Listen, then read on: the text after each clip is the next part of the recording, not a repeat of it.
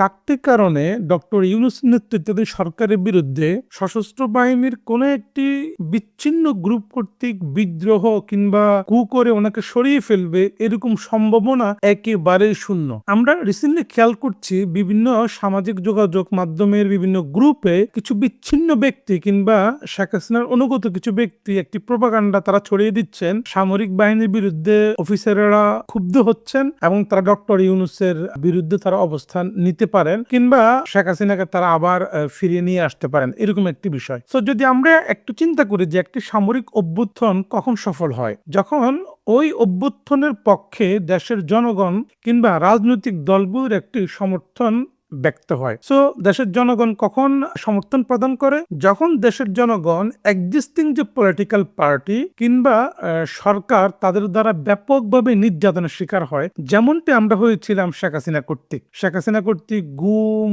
খুন কিংবা বিনা বিচারে হত্যা, ব্যাপক দুর্নীতির আমরা শিকার হয়েছিলাম, যেই কারণে কিন্তু বাংলাদেশে সামরিক বাহিনী কিংবা বেসামরিক জনগণ, ছাত্র জনতা সবাই মিলেই কিন্তু একটি গণ অভ্যুত্থানের সাক্ষী আমরা হয়েছিলাম।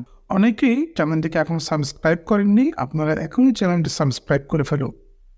সো যদি আমরা দেখি যে ডক্টর ইউনূসের বিরুদ্ধে এরকম পদক্ষেপ বা এরকম কোন একটি গ্রুপ কর্তৃক কোন ধরনের বিদ্রোহ করার সম্ভাবনা কেন একেবারেই শূন্য, প্রধান কারণ হচ্ছে সামরিক অভ্যুত্থানের নৈতিক ভিত্তি। যদি আমরা একটু খেয়াল করি যে বর্তমান সরকারের উপর বাংলাদেশের প্রত্যেকটি রাজনৈতিক দল, বাংলাদেশের জনগণ, ছাত্র এবং জনতা এবং সশস্ত্র বাহিনী, প্রশাসন প্রত্যেকের নিরবিচ্ছিন্ন শতভাগ সমর্থন রয়েছে। সো এরকম একটি সরকারের বিরুদ্ধে কোনো একটি বিচ্ছিন্ন গ্রুপ যদি অবস্থান গ্রহণ করে, তাদের সেই অবস্থানের পক্ষে কোনো নৈতিক এজেন্ডা কিংবা কর্মসূচি কিংবা লক্ষ্য উদ্দেশ্য তারা ব্যক্ত করতে পারবেন না। সো নৈতিকভাবে বরঞ্চ তারা ব্যর্থ প্রচেষ্টা চালালেও এটা একেবারে শূন্যতেই এটা প্রশ্নবিদ্ধ হয়ে যাবে, বরঞ্চ ওই মানুষগুলো তাদের জীবনকে বিপন্ন করে ফেলবেন। নাম্বার 2 হচ্ছে ডক্টর ইউনূসের বিশ্ব পরিচিতি। ডক্টর ইউনূস কেবলমাত্র বাংলাদেশের একটি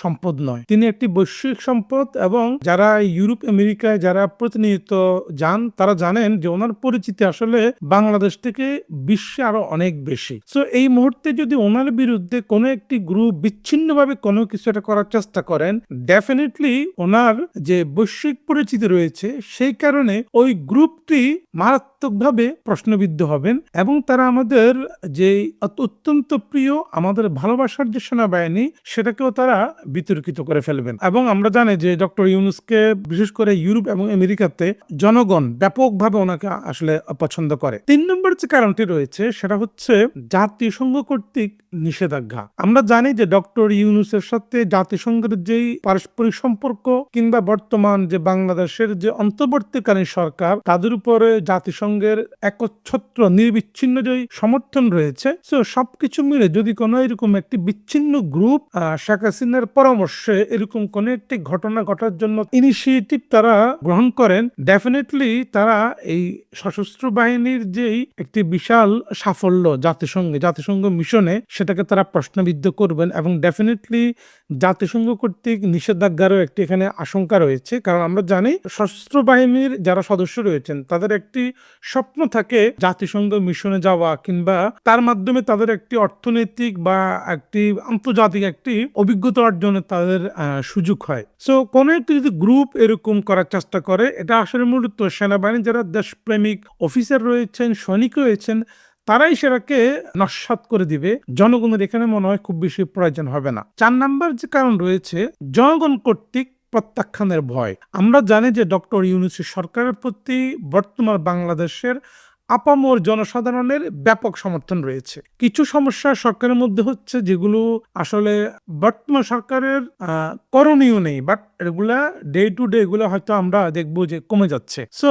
এই মুহূর্তে যদি কোনো একটি গ্রুপ বিদ্রোহ করার চেষ্টা করে, বর্তমানে আমরা জানি যে বিপ্লব পরবর্তী সময়ও ছাত্র এবং জনতা রাজনৈতিক দলগুলো এখনো রাজপথে সক্রিয়। সো ওই বিচ্ছিন্ন গ্রুপটি জনগণ কর্তৃক ব্যাপকভাবে তারা প্রত্যাখ্যাত হবে। সো মূলত এই 4টি কারণে দেশপ্রেমিক জনগণ যারা রয়েছেন, আমাদের ভয়ের কোনো কারণ নেই। ডেফিনেটলি যেই স্বপ্ন নিয়ে আমরা এই বাংলাদেশকে 2024 সালের 5ই আগস্ট আমরা আবার স্বাধীন করেছি, ডেফিনেটলি আমাদের দেশ পূর্বের যে কোনো সময়ের তুলনায় আগামী দিনে অনেক বেশি ভালো করবে।